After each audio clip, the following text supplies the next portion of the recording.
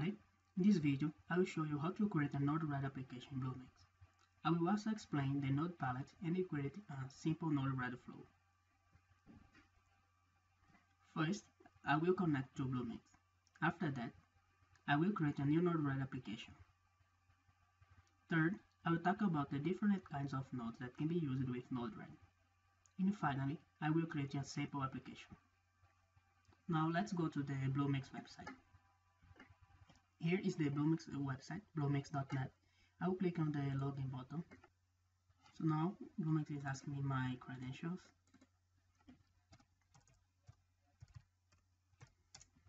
And here is the Bluemix dashboard. You can see all the applications you have in your service. I have 2 applications running and 2 services binding for these applications. So I will create a new application and I will click on the Node-RED starter button. So here you have to choose the name of your application. I'll put BDU sample application IoT. The ROS name will be the same of the name with the same of the name .mybluemix.net, and I'll click on the create button. So here is the application overview where you can see the runtimes. In this case, Node.js runtime, and we have a Cloud service binding for this application. So here is the URL of the application where you can start the application. So I will click on it now. So as you can see, we are in the Node-RED in Bluemix, and clicking on the go to your Node-RED flow editor, we can start the Node-RED editor. So now we are in the Node-RED editor, where we can divide the editor in 3 parts. On the left side is the node palette, on the middle is the flow editor, and on the right side is the info and the debug tabs. So Node-RED has different categories of nodes. We have input nodes where we can use, for example, IoT app node. In the info tab we can see the text, the help text of the node, or even HTTP to make HTTP requests. We can see all the info about this node here. In the outputs category, we can use debug nodes that will show what's coming to the debug node from the flow. And for example, Twilio nodes where we can send message and make phone calls, for example. We can also use function nodes to add new code to our flow in the functions category. In the social category, we can use, for example, Twitter nodes to stream tweets. In the storage node, we can use nodes in order to store data.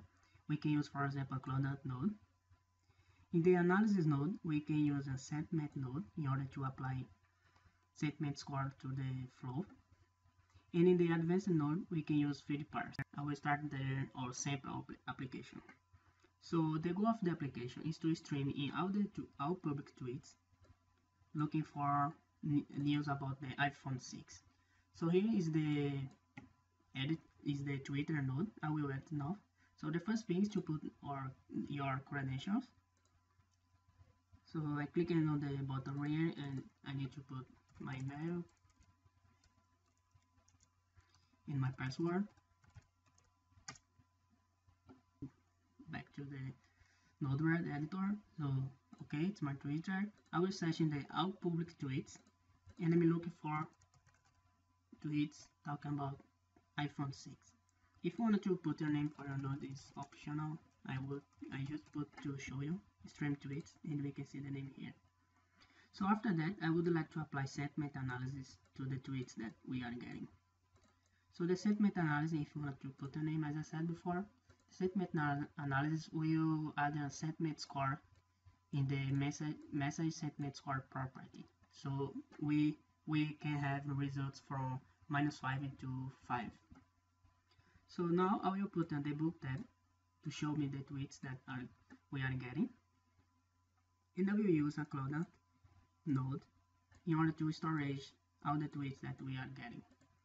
So now I will configure the Cloud node. we should choose a service that in this case we have a Cloudnode service binding for this application. As I said before, I just select it, and to create a database, let's put streaming tweets.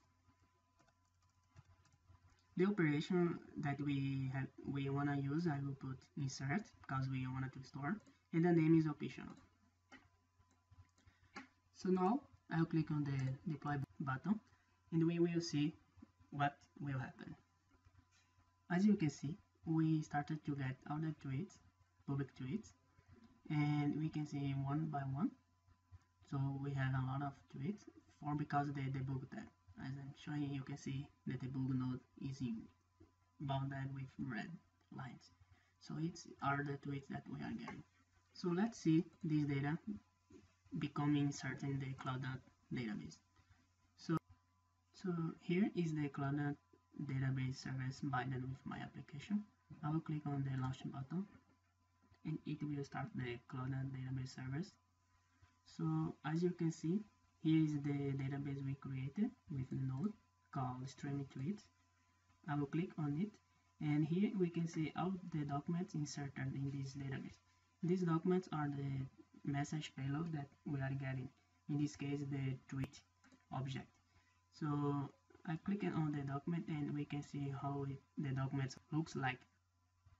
So here is the message payload where we can see the tweet in this case, and we can see the date of the tweet, we can see the location, the name of the user, etc. So with all this information, you can apply interesting analytics with the data stored in the Cloudnode database. Thank you.